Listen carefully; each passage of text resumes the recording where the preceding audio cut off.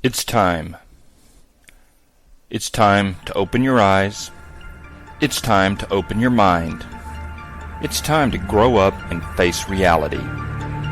It's time to lock and load because it's MeatTrapper time.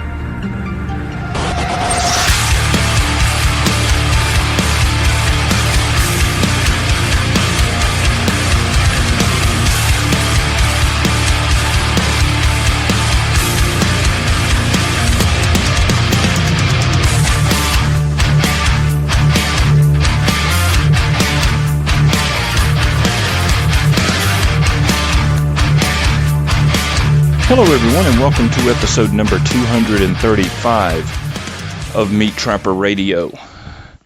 As of yet, we are still uncensored and still on the air, broadcasting from an undisclosed location with full cryptography and encryption on, so the authorities can't tune in and locate us. Seriously, it may come down to that, and you never know. But I want to thank Mr. Brian McKee of SouthernSnares.com. He will be continuing to sponsor this broadcast throughout 2021. If you listen to my bonus episode on Patreon, you'll know you'll know exactly what Amazon has done to him and his business. All I can say is there's going to be more of that where that came from these people. But you can still go to SouthernSnares.com and purchase traps and supplies from him. You can go to his other website, ThompsonSnares.com, if you're interested in the all-American made Thompson snares, which are they're great snares. I use them and I like them. They're a little more pricey, but you get what you pay for, right? Let's see, I'm continuing to shoot footage for the upcoming Survival Snaring DVD that Brian and I are collaborating on, and in fact, he will be in my neck of the woods in a couple of weeks here, and we're going to be meeting up and shooting some footage and having some fun. I'm looking forward to that. So that being said, let's see, we got a bonus episode that'll be out in just a few days. Our resident microbiologist, a tribal shaman and healer, will have an episode on healing and resilience. And resilience, I can promise you, is going to be the watchword for 2021. And you write that down in your book. You mark me down for that, resilience, because we are going to be hit by things that we are not going to see coming, and you have to make sure that you're resilient. You got to make sure that your health is resilient. Can you bounce back from a virus or from an injury? Is your income resilient? If you lose one source of income, do you have another, or can you spin up another? That sort of thing. Is your equipment resilient? If there's, you go in the store and there's a lot of things that aren't in stock or are hard to get. So if you lose something, can you replace it? So resilience is going to be the key. And when you think back to our ancestors, if anything, they were exceptionally resilient. And if you watch the video I posted on Patreon for the blowgun hunters of Borneo, talk about resilient. They were able to make just about everything they needed out of the jungle. That's true resilience right there. So anyway, let's get into tonight's show in no particular order. If you remember last episode, we had an email from a tribe member, a Patreon member, who was having some problems with trap beaver. And he was detailing his woes and asking for advice, and I dispensed my usual advice. Well, it was interesting because shortly after that, I got another email from him, and he had been successful.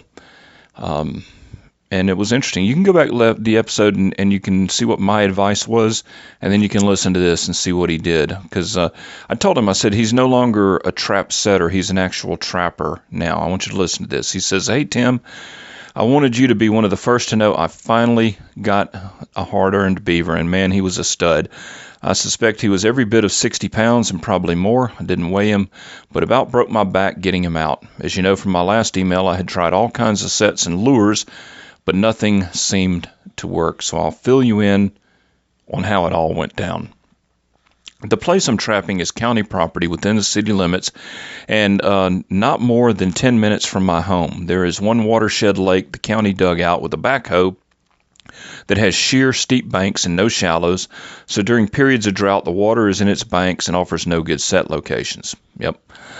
But during periods of wet weather, the pond overflows into the surrounding swamp and hardwood bottoms, and the beavers move in and start damming up the backwaters, and that's where I'm seeing most of my sign. Yes, absolutely. I have yet to find a lodge after scouting a good bit, and the area is basically flatland with no high banks, so I've not located any bank dens. The beaver are just there somehow. It's funny how that works. Maybe they were traveling from another area further in the swamp. Yes. Maybe there is a lodge back there somewhere. Yes. But it would be a long, tough walk in and no boat access. And just to interrupt, that's why I say beaver trapping is not hard, it's just hard work. It's like vegetation in swampland with creek-like canals or deeper water in some areas, and this is where I've been concentrating my efforts. So my primary sets have been castor mounds near the water's edges, some 330s in the side channels, and a peeled stick set that I showed you. As I said before, your peeled stick tactic got activity the first night, and I missed him, but none have returned. After nearly a week of setting all types of sets, moving sets, using footholds, 330s, several kinds of lures, the beaver kept beating me, completely ignoring or goring around the sets, creating new trails. Man, don't you hate that? Oh, God, that's so frustrating. It's infuriating, really, to have a rat outsmart you, you know. That's when the light came on, and I decided I would try snares. Yes, now you know why I like snares. I loaded up with a dozen snares, the support stakes she showed me how to make, and hit the swamp. I left my lure at the house. I didn't want it even in my truck for fear I would not beat the temptation to use them. Let me just stop there. That's an excellent thing. You know, he was going to do blind sets, and you get out there, and I've been through this myself a million times. You make the blind sets in perfect set, perfect location, and then you just want to throw a little extra. You want to throw that little lure out there, and that's what dooms it all to failure when you're dealing with lure-shy beaver, you know. So to continue, he says, I only set 6 snares that day because of time, but I chose my locations carefully. I got in those creek canals and looked for runs, not just anywhere, but where the run got shallow, like less than 3 feet, and where a tree or a log had fallen over the run. That's critical. That's critical right there. See, he's thinking. He's using his noodle. Where I found the top of the snare, let's see. I lost my place here. Let's see. Where I found the beaver's run that is under the log is where I set those snares. I set them similar to what you show in your videos, except I set them completely underwater. I wanted the top of the snare below the log, but the bottom of the snare just off the bottom of the run. That's it. No lure, no blocking off, no changing anything about the area. Repeat, no changing anything about the area. Critical stuff. Now, to get a picture, basically, he's put a snare completely underwater in a beaver run where the beaver run is shallow and there's a log across it. This is the exact same thing as sticking a 330 in there, except you're using a snare. And if you miss, the snare's not going to alarm the beaver like a 330 would. And snare's a lot lighter to carry in through the mud. Let's see. The only change I wanted was my snare wire and support stake. The next morning, I was surprised to see one of my log sets had caught the biggest beaver I've ever seen, much less caught in my entire life. After dispatching, laughing and hollering, and just sitting there in sheer amazement, I saw the reason this beaver was so tough to catch. I noticed most of the toes on his back feet were gone. I also noticed that the snare had caught him right behind the ears on the front part of the neck. This could have been due to a quick snare or a small snare loop. I used a 10-inch loop for such a big beaver. Or it could be that he hit that snare, stopped, and immediately turned around, realized something was up, maybe even tried to retreat, but it was a split second too late where the snare had already closed down right behind his ears. I was exhausted after getting him back to the truck, but was ready to go at it again. My takeaways. Being on county property, when these beavers build their dams, it backs up the water into residential areas and floods out drainage canals, feeding the area, and county personnel bring in heavy equipment to dig these dams out. Yep, don't you see that like a 1,000 freaking times. It never stops. You know, pay the county to come in with a backhoe. And you see, they don't want to hire a trapper to fix this problem, because then they don't get to justify their budgets. You got to remember, you're dealing with. Now, I'm not going to go off on a government rant. Anyway, my guess is the county has hired professional trappers for ADC jobs several times before, probably for years, and these guys have used all kinds of sets making these beavers trap-wise. That just makes this catch so special, because a beginning trapper like myself caught a beaver the professionals had tried to catch but could not catch. Amen, brother. Absolutely. Absolutely, man. That was a tough old coot, man. When he's missing toes, he knows the routine. This ain't his first rodeo, you know. Secondly, he said, I had told myself I would not leave until I caught a beaver. It would be so much easier to go to the rivers and creeks and try beavers that have not been educated, but then I would have missed the education. I decided to stick it out, think it through, and not let him beat me. Let me repeat that for y'all, because this is critical. I decided to, A, stick it out, think it through, not let him beat me. That's good stuff to apply to life, especially in the year ahead, 2021. Stick it out, think it through, and don't let them beat you. He says, now I have to catch the rest. I know I will never fill the truck with them out of here, for they're too shy for that, but I love the challenge. And finally, out of all the tactics out there, snares came through when all others failed. The small footprint it leaves, the lightweight ease of setting them, and the success makes them a mainstay in my trapping bag now.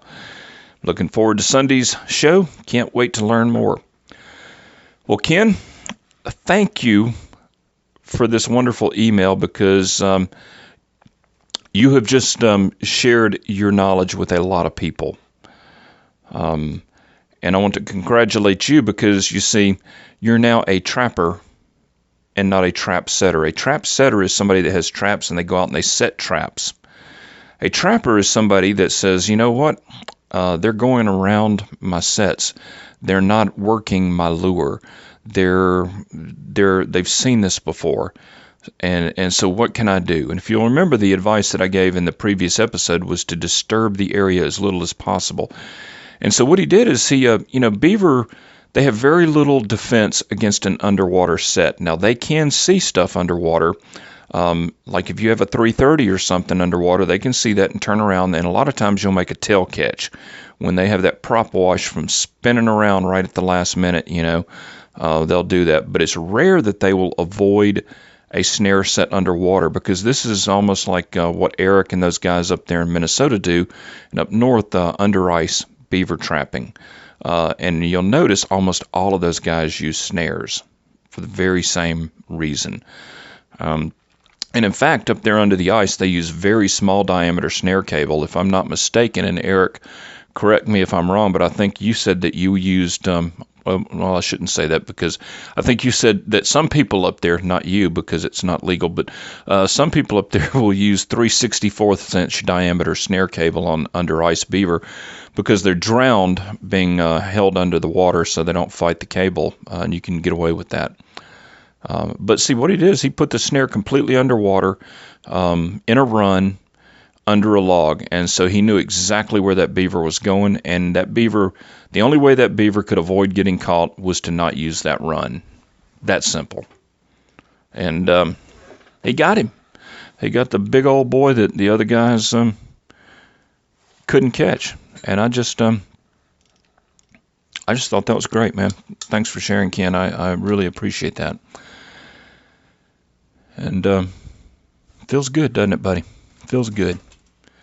Got that meat on your table, and you did it with just the basics, no fancy stuff, no baits, no lures, piece of aircraft cable.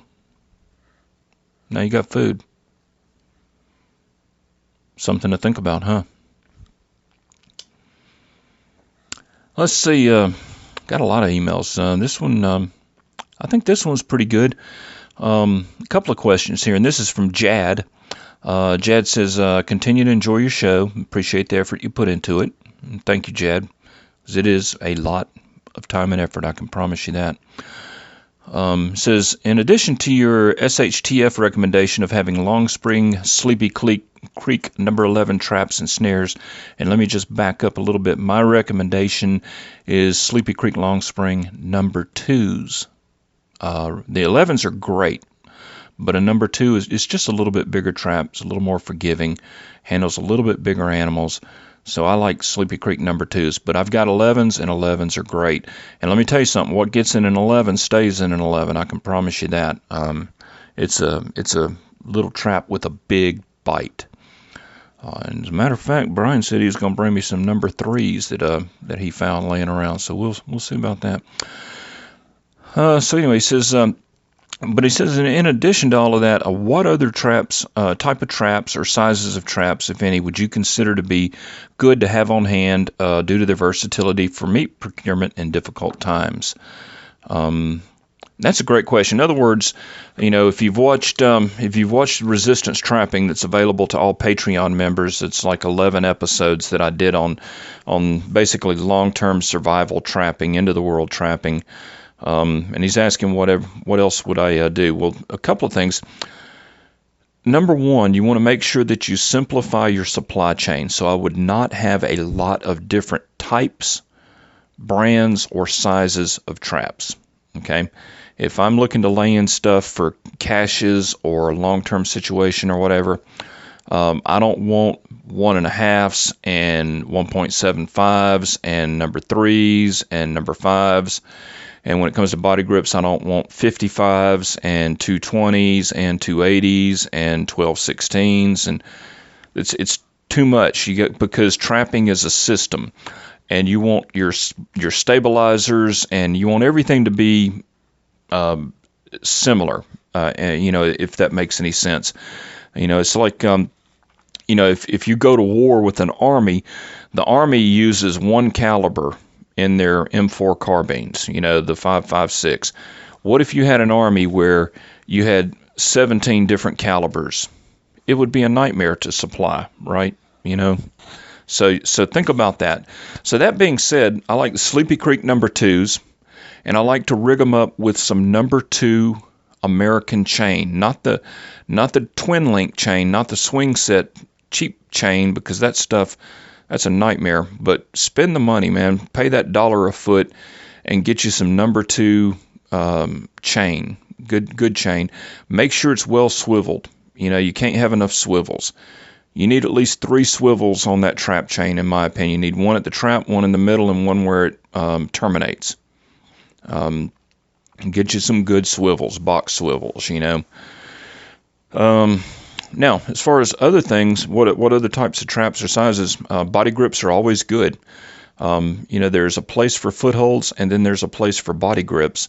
There's nothing wrong with either one, and they complement each other. And when it comes to a body grip, I like the 330. And for a reasonably priced trap, the Bridger 330 is a very good trap. It's strong, it's well made, it's got good solid safeties on it. The trigger wire seems to be fairly durable. And of course, if you're in a grid down situation, then laws are not going to apply, and you can trap raccoons just as easily with a 330 as you can, a 160, and easier really. It's got a bigger opening. There are people that are catching small hogs in 330s. You go down to Texas and places like that, and you find a little fence crawl under, and there are people that are setting 330s in those fences. It's legal to do so in those areas, and they're catching the javelina. There's a lot that you can do with the 330. Of course, the beaver, otter, coon, all of that. So, what I would have for a long-term setup would be some Long Spring number 2 Sleepy Creek Long Springs and some Bridger 330s. And with that, I mean, you can catch anything from a pigeon to a deer or a hog. All you got to do is get them to stick their head through it. To me, that covers a lot of ground without a lot of extraneous stuff in the middle. Let's see.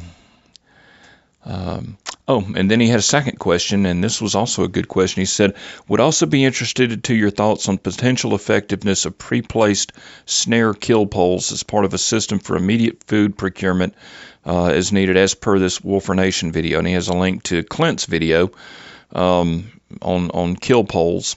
And Clint and I are good buddies. I was talking to him earlier tonight.